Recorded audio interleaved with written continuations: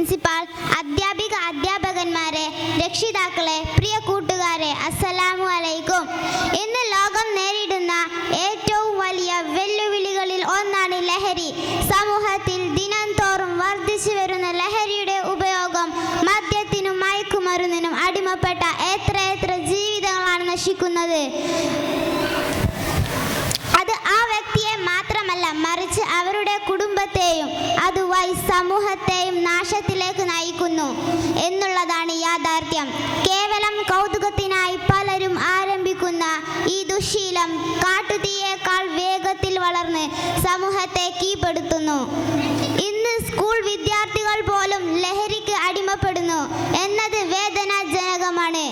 ലഹരിയെക്കുറിച്ച് അറിയാനുള്ള ആകാംക്ഷ, കൂട്ടുകാരുടെ പ്രേരണ, വീട്ടിലെ പ്രശ്നങ്ങൾ, ആദ്യമായി ലഭിക്കുന്ന പോക്കറ്റ് മണി,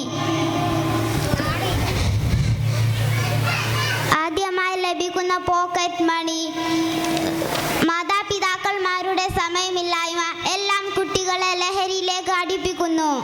കഴിഞ്ഞ ദിവസം അടിവാരത്ത് നടന്ന സംഭവം ഏറെ വേദനയും ഞെട്ടലോടും കൂടിയാണ് നാം പത്രമാധ്യമങ്ങളിൽ നിന്ന് വായിച്ചെടുത്തത്.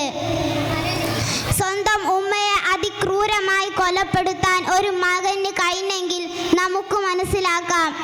തൻ്റെ സിരകളിൽ ഓടുന്ന ചുവന്ന രക്തത്തെ കറുപ്പിലാക്കി ലോകമാകെ ലഹരി ഇരുട്ട് പടർത്തിരിക്കുന്നു. മനുഷ്യരെ കാർന്നു തിന്നുന്ന ലഹരിയുടെ ഈ താണ്ഡവം നമുക്ക്